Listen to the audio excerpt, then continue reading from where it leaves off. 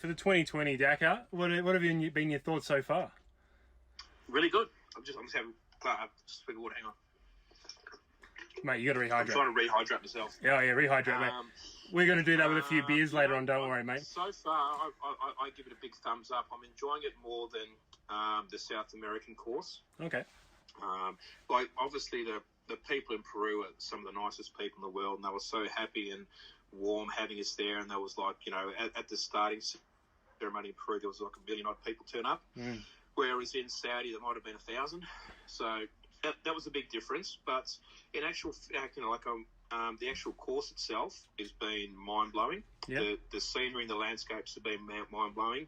And in general, the Saudi people have been really welcoming and accommodating. So, yes, for me so far, big thumbs up. I think it's much better than if they had taken the race back to Africa. I think that would have been a big step backwards for them.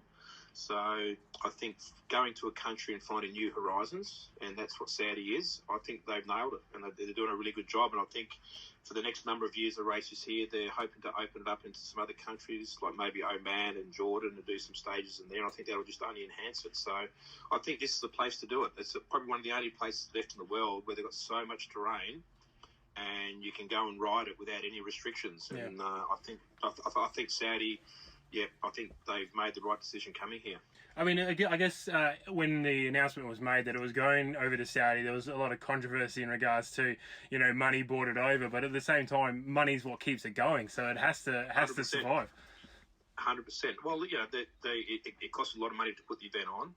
And like everywhere we go over here, there's there's a police presence. Even out in the dunes, in the middle of nowhere, there's still police forward drives out there. So they've really made an effort with security. A big effort with security, and I think the Saudi government and the way they've approached it is that they've welcomed us with open arms, and I think I think they're doing a really good job, and it can only get better. Yeah. So was there any issues getting bikes and things there as well, or was it all pretty just kosher? It was pretty well, like with ASO who run the event. They have a boat that they charter from France to Saudi to the event. So all the Europeans, which is most of the race, they all put their all their bikes and cars and everything on the boat. So that's easy because it's coming in with ASO. And then there was a few people bringing in their bikes and stuff from Dubai or the UAE, and I think they had a little bit of trouble at the border, but nothing too bad. The talk is a lot of the teams, because Abu Dhabi Desert Challenge is only 6 weeks after this race, a lot of the teams will just ship all their equipment straight to Abu Dhabi from here, and then they can use it for the race and then ship it back to Europe after that. Nice. I guess it's quite helpful in that regards. Everything's still there. You don't have to keep shipping it all over the place. Yeah. Yes. Yeah. So that's So I think the organisers and the Saudi government have been quite easy to deal with. Like we all, as a competitor, I got a free Saudi visa. Oh wow! Okay. Yeah. So that was easy getting through the airport, and the customs guys at the airport were super nice. They welcomed me and wished me a good race, and they were really wow, this is a very nice greeting into the country. Yeah. You know what it was? I think it was because you're wearing that jacket and I had the dirt bike burrito on there. They're like, hey, we know this guy. I know you boys. Yeah. The burrito boys. Well, actually, come in. To be honest, if it was that, they would have been like, nah, this guy is absolute trash. No, don't bring him in. But what about conditions there, like kind of your bivouacs and things like that? Have you found any difference between that and last year? I think they're actually a little bit better. Like they've actually got proper flushing toilets. Whoa. Whereas last year they just had your little portaloos that obviously it all just sits in there. But these are actually proper flushing toilets. There's been a couple that haven't had any hot water, so that's always a bit hard. But that's just one of these you've got to deal with. But in general, I think the bivouacs have been pretty well set up and pretty good compared to last year. The one we're in at the moment it's an asphalt car park, which is super nice rather than being in a dusty paddock somewhere. Yeah. Okay. The bivouacs I think are a bit of a step up. Actually, I think they've improved them.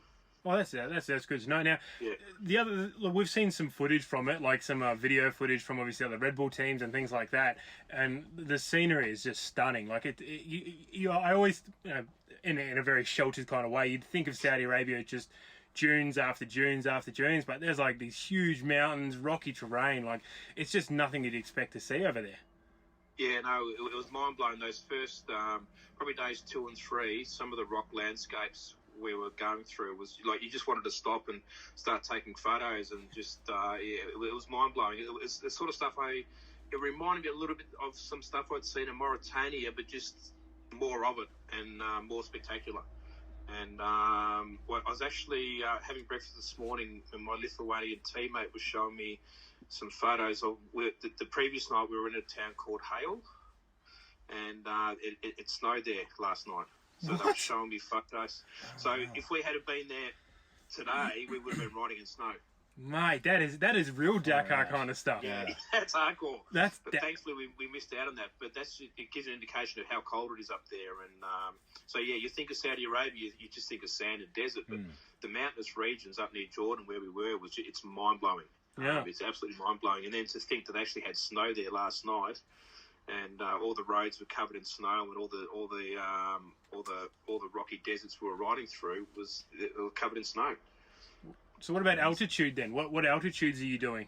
The altitude, well, wasn't that we only got up to about 1,600 metres, so nothing too bad, nothing to worry the bike or myself. Yeah, it's no worse than going into the high country at home. We get that sort of altitude, so that wasn't an issue. Thankfully, it was just like the liaison getting on the bike at about 4:45 in the morning, and it was about 1 degrees, and you got to do 180 kilometres on the tarmac, and 1 degree. It's not real nice. You try and put as much thermal and as much coats on as you can, but you can never keep it out. You always freeze. No, so then what's your daytime temperatures? If you're starting at like -1, what are you getting up to? I reckon it's only getting up to about 12 or 15 yesterday. Oh, okay. Because it was the first time I've ever ridden through dunes and not been sweating. Yeah. I still stripped down to my, I took the sleeves off my jacket, and I was just wearing really light gloves. So I wasn't cold, but it was definitely mild. Through the dune sets was okay. Once you got into the fast open flats and you're doing your high speed and that sort of temperature, it can get a bit cold. Yeah. No, absolutely. I think last year they were saying that sometimes in the middle of the dunes, like at the bottom of the dunes, like 50 degrees. Last year, and now you're saying 14 degrees. That's such a change. It's gone from one extreme to the other, and then even I've been checking out the temperatures for the last half of the race where we're going to, and it's still it's not looking like it's going to get past about 18, 20 degrees. So, wow. Which makes riding big sand dunes so much easier when you're not sweating so much, because you're not, obviously the body's not working as hard. You can always recover a lot better when you haven't been in such extreme heat. And also be better on the bike then too as well. Like if it's not going to be 50 degrees, you're not going to be worried about your bike overheating. It's much more enjoyable, yeah. And it's much better for the bike, yeah. Probably only way using like 1.5 litres of water in a day instead of like the normal 6 to 8 litres. Exactly. So yeah, it's but I think they are having a bit of an unusual cold snap here at the moment. It's probably not normally this cold, but we're just lucked out this year. It's nice and mild. Oh mate, I don't even know when the the challenge really starts for you then, mate. It sounds like just a real casual ride. Come on. The challenge will start when I'm back in Dubai and we start getting beers again, mate. That's the challenge will start. Well, yeah, that's very true, mate. Yeah, that's when the real challenge starts. So, as you said before, you're looking at the last half of the race. You're going to just kind of continue the same flow you've got now. Do you think the bike's going to keep up with you, mate? Has it shown any signs of aging? Mate, that bike's only running at 50% capacity with me on it, so the bike's no issue. No? And you haven't changed much on it from last year? No, nothing at all really. We just it's got a new sticker kit. Yeah. It's got all the ProTune logo over it now. My mechanic Richie, that's his business, ProTune, and I had a few surprises with him on the way over. So he was really rapt that we got to fly business class from Australia. He'd never been in business class before, so he was blown away with that. And then we got to Dubai and we were riding bikes, and he's just like, "Man, this is unreal." I said, "Richie, I've got one more really big surprise for you." So and then when we got to Jeddah and we got to the team, the bike was there and it had his ProTune logo all over. He's like, "Oh my god!" He was just blown away. So mate, it looks good. The bike looks really good. So the bike's looking epic because it's like his logos. It's got sort of KTM colours in it, and it looks absolutely amazing. So the biggest change for the bike is the logos, and that's not really a big change as such. But I think it looks actually really cool this year with the big Pro Tune on it. So there's a big plug for Richie. If anyone rides dirt bikes in Melbourne and needs a good mechanic, he's your man.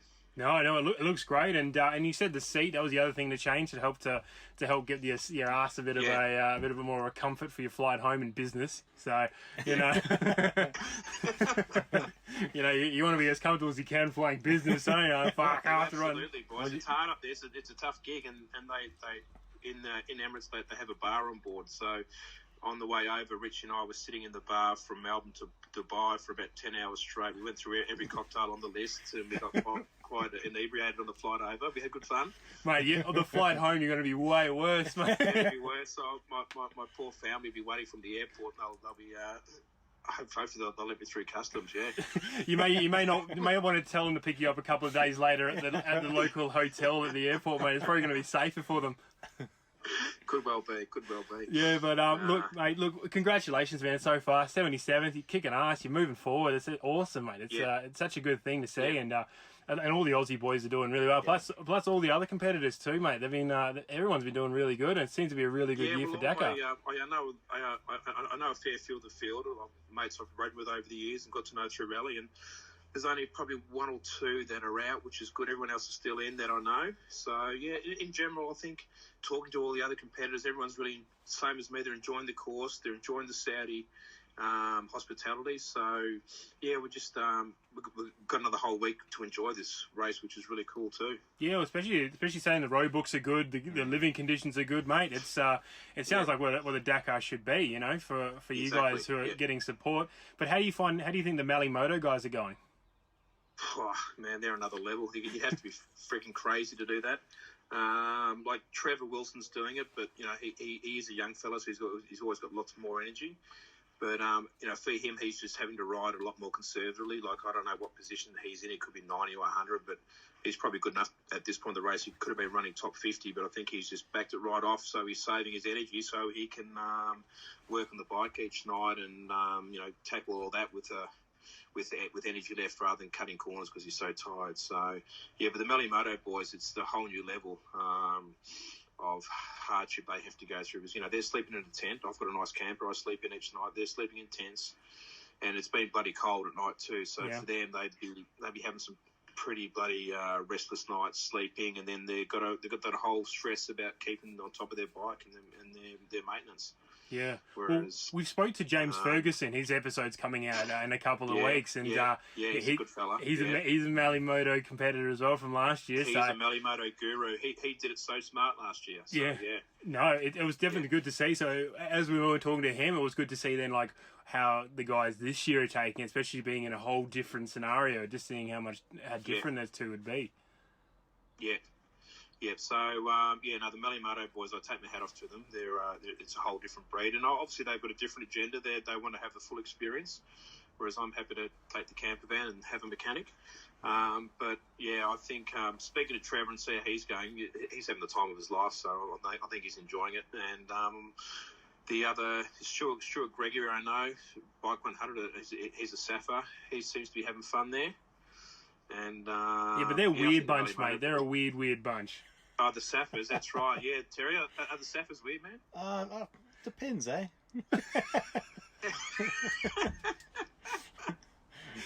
Yeah, you get weird, and then you get weird. Yeah. That's why we're together. We kind of balance each other out, mate. Fair enough. But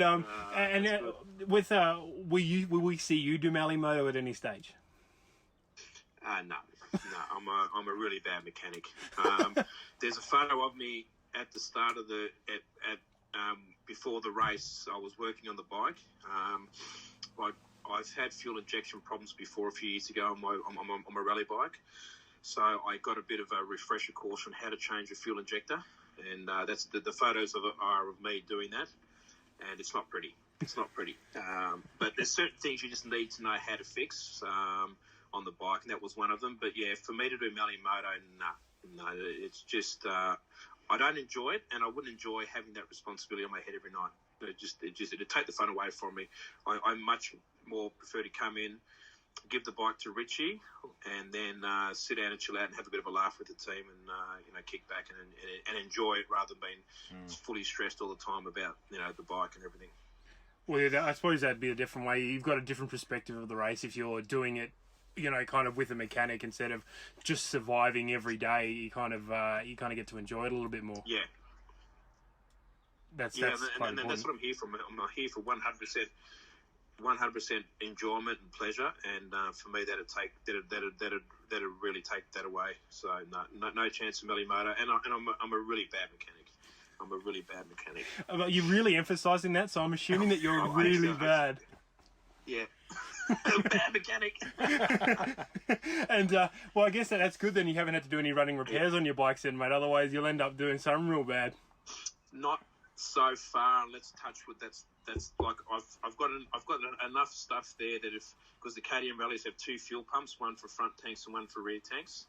So I've got enough kit on board that if one of the fuel pumps goes, I can drain the tank of the one that's gone and put it into another tank. I've got a spare clutch plate and I've got a spare fuel injector, and I can do all those things. Anything else, I'm screwed. Yeah. So how much fuel are you using then in a day? For me, depending on the terrain, in the heavy sand, I'm probably getting about 10 kilometres per litre. Okay. And then if it's hard pissed, I'm probably getting closer to 15, 16 kilometres per litre. Yeah, all right. So you're doing pretty good then. So like you're it's not too bad. Yeah, you're kind of keeping up like with the normal bikes. Kind of, you're not overusing it. I suppose the altitude not being that high either is kind of keeping it nice. No, it's fine with it, and they've got they're supplying the fuel this year also, so we don't go to any service stations. Oh. So at the end of each stage or during the stage, they've got their own fuel tankers. Wow, okay. With guys pumping the petrol for you, so that's kind of handy. Yeah, okay. Rather than, last year was a bit of a combination of the auger would supply some fuel, but then quite often we'd have to stop at servos and get our own fuel. So this year, I suppose we are in the place that produces the most oil in the world, so I'm sure they'll give us pre-fuels probably not much of a hassle. Mate, if you kick over a rock somewhere, you're going to just have oil start squirting out, mate. Yeah. Yeah. All right, man. Well, look, thanks again, man, for your time. It's been absolutely awesome. No worries, boys. Yeah, and no worries. I look forward to doing a proper one when I get home. Oh, mate, we look forward to if we can get you before you get to Dubai. Anyway, we may have a quick chat to you, mate. Actually, no, I think we should have a chat with you when you're at Dubai. You and the mechanic, full flight. All right, let's aim for that. Perfect. All right. Yeah, few beers into you. We want to have a great. We may not record it, but we'll definitely have a chat with you. Shut me up. Mate, we'll get on the beers with you and celebrate, and then we'll just have a big mess. Okay. Perfect. Mate. Yeah, well, good luck for the rest of the ride, Ben, and just no worries, keep your head. I'm sure you know what you're doing, but just take it easy and aim for that checkered flag. Excellent. All right, thanks, guys. Thank you very much. Thanks, man. Okay. Have a good one, eh? Yeah. See you. All right, cheers. See you, boys. How cool was that? How good was that, Terry? Never mind the rate, the quality of the call, the quality of the content. Okay, that was cool, eh?